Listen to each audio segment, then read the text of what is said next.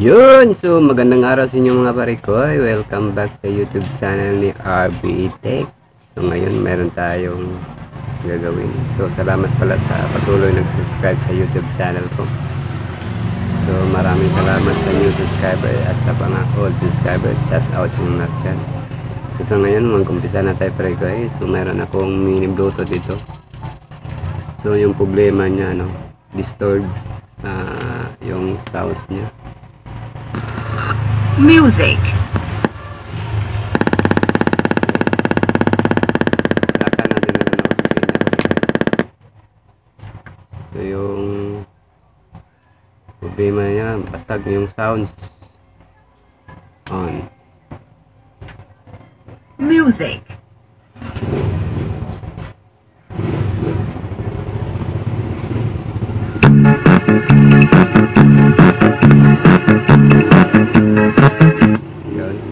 Basag, so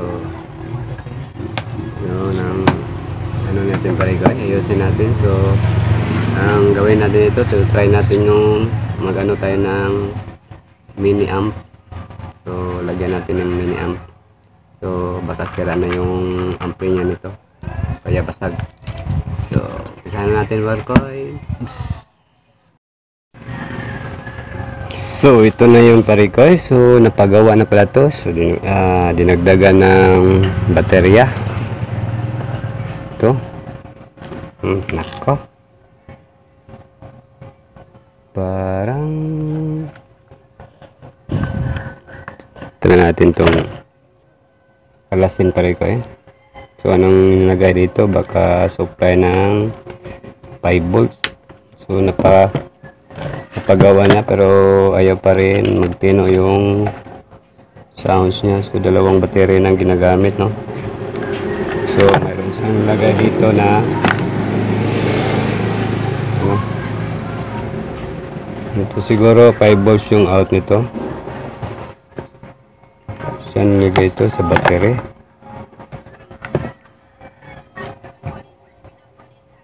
Nako, mahirap to pare pag nagalaw ng iba.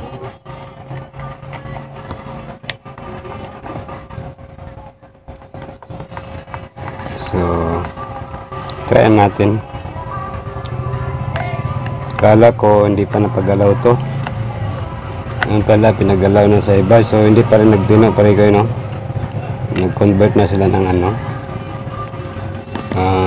regulator at saka ito. Kasi pag ginalaw dito,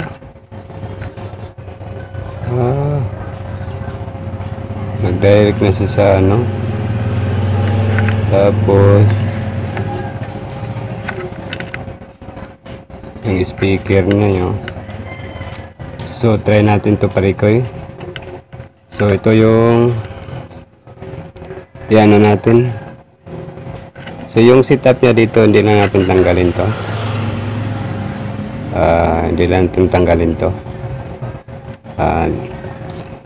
Ito lang, mag-convert lang tayo ng mini amp. Dito natin ilagay yung speaker niya kung magpino ba siya.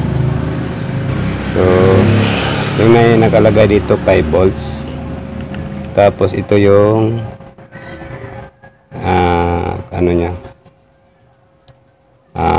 signal left and right. Tapos ito yung speaker. So dito natin lagay itong speaker mamaya kung magpino ba sa parikoy. Mahirap to pag nagalaw na. So maghanap ka dito ng signal. Saan yung papasok yung signal dito? Kahit isa lang.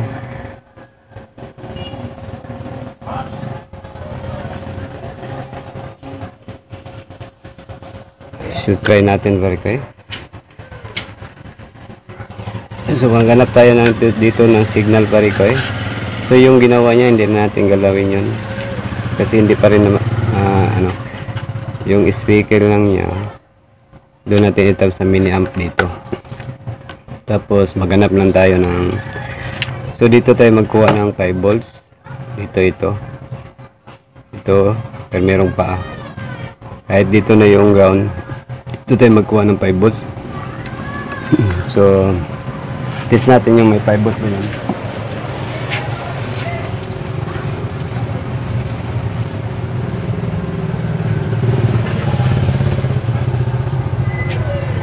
Wadaming. Ay, kakati.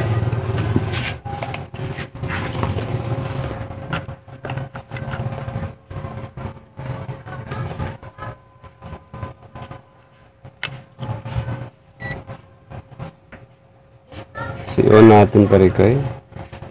Maghanap tayo ng 5 volts. Dito sa ground natin. Mayroon lang siyang 3.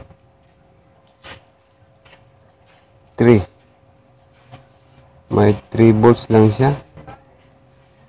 So try natin saksak pare ko eh.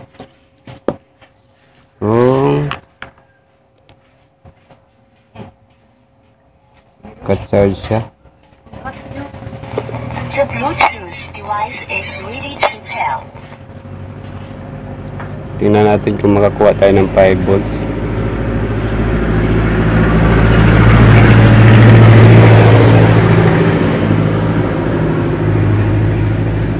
Volts pa rin. Hindi pwede ito. Kailangan makakuha ka ng 3 volts. Wala pa lang saksak ito pare ko eh. Saksak natin. Nako. Ito na. 4.35, 36. So okay na to. Dito tayo magkuha ng 5 volts.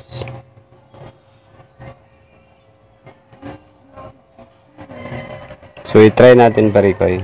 I-try natin na itong gamitin natin. So kailangan natin makuha na yung ano, yung output niya, input niya. So dito tayo maghanap ng input. So ito yung 5 volts na pare ko eh. Tapos ito yung out niya. Ito yung signal niya, left and right, tapos ground tong gitna. So una natin tong tap tong ano, 5 volts. So 5 volts, so ito yung positive. Tap natin dito sa ano lang pare ko eh. Sa positive ng USB. So ang positive ng USB pare ko ganyan yan. So dito. So ano pa lang ito. Try lang natin ito pare ko eh. Kung titino yung supply na, yung tunog niya.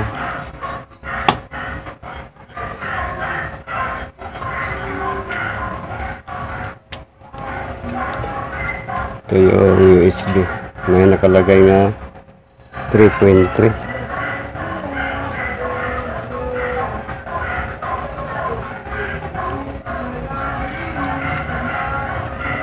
Tapos yung ground, maghanap lang tayo ng ground.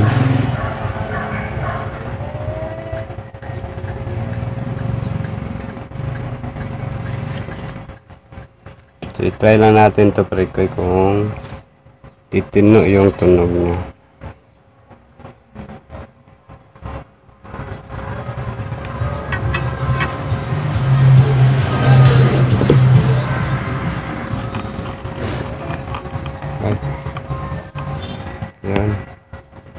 Yan.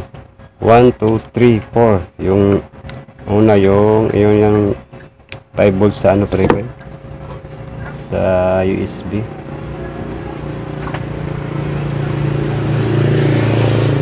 So maghanap lang tayo ng ground. So ito yung ground.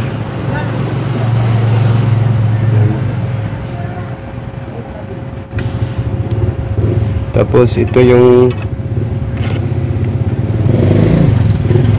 ground din ito sa ano pare ko eh, sa signal. So una natin yung ground, tapos isundot lang natin tong signal nya left and right. So sama natin dito yung ground, yun. Tapos yung speaker nya, kunin natin yung speaker nya. tanggalin na itong speaker niya dito kasi hindi na ito magamit yung out niya. So yung speaker niya dito natin ilagay sa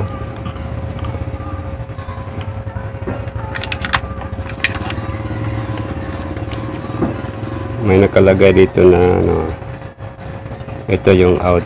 So dito natin ilagay pare-kay. So may ano man siya, may nakalagay na indicate, so hindi ka malito pag ikaw na magawa. So naka-indicate na ano, plus at saka minus, kahit hindi mo masundan yung video ko, pero mayroon siyang ano, mayroon siyang nakataging na ano, output na plus and minus.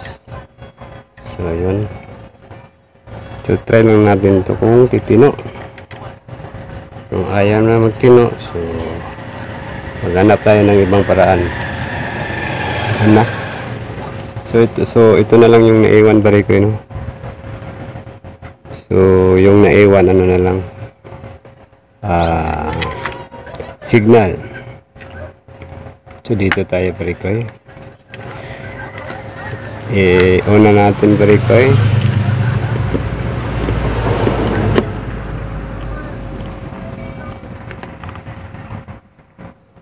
on natin. So dito tayo. So ayan ang mga parikoy. So hindi pa rin tayo nag-success parikoy, tinanggal ko na lang to. So hindi pa rin yung nag-success yung ano, basag pa rin yung tunog niya. Pero isaksak mo ito parikoy. So try natin parikoy. Panandalian lang, baka magka-copyright tayo.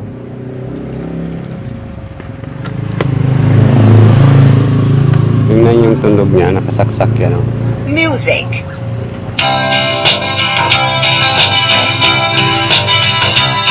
Sa isang kulungan ba talay? Maganda yung tunog niya pare. Patanggalin natin to. So yung ano niya, kanina tinanggal ko na rin. Kasi wala rin yung panghinabang yun. Yung tinap niya. So iniba ko na lang kasi hindi rin ang tinato. Pag ito hindi nakasaksak pare ko, ano, pagtanggal natin sa ano, saksakan, try natin, basag na basag siya. Music. Yun. So pag nakasaksak to, matino siya. So yung problema talaga, pag hindi nakasaksak to, basag na basag. So kahit na anong gawin ko dito, ganun pa rin. So ito lang yung solusyon natin pare guys. So isang isa tinanggal ko na rin yung kinonvert niya na 5 volts ang out. So ito parang dito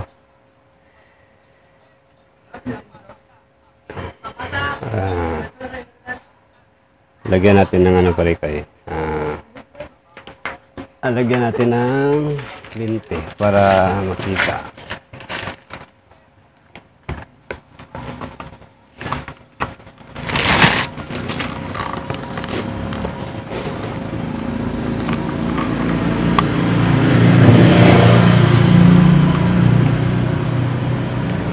Parang lumabo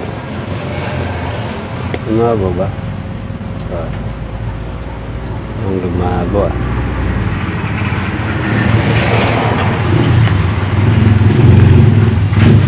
yun.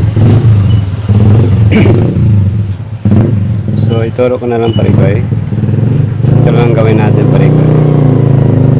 So ito positive ng battery, ito nakakonekta na yan dito, so yung ito negative to. Yung ginawa niya, kinumbing ko na lang, so para mapatino to.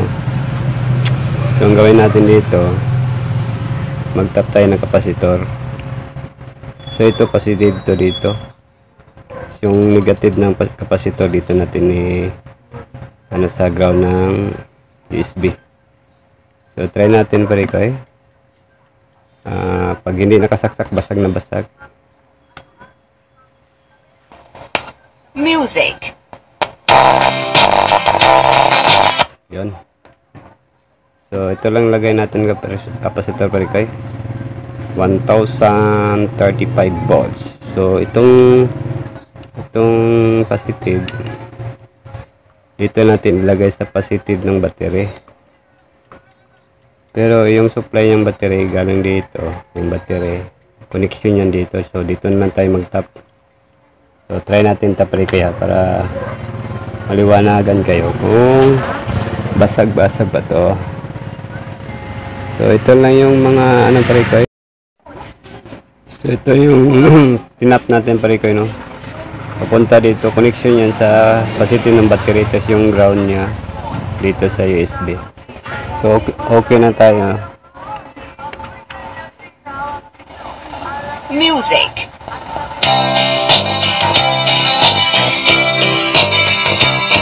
Sa isang kulungan Yan ang tunog niya. Pag wala tong capacitor na nilagay natin, tanggalin ko muna yon. So ito yung dinagdag natin pare ko, no.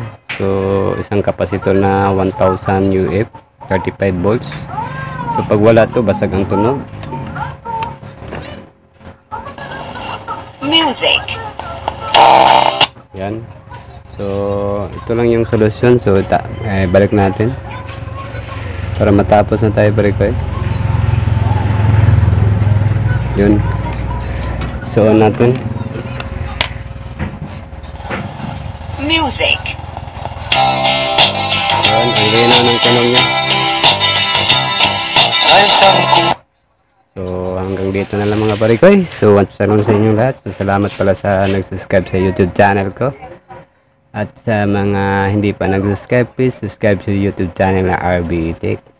So maraming salamat sa new subscribers at sa inyo old subscribers. So maraming salamat sa inyo. So ito lang yung solusyon ng pala pare ko. Ang taas natin video pare ko. So ito lang solusyon pag garalgal ang tunog. So hanggang dito na lang.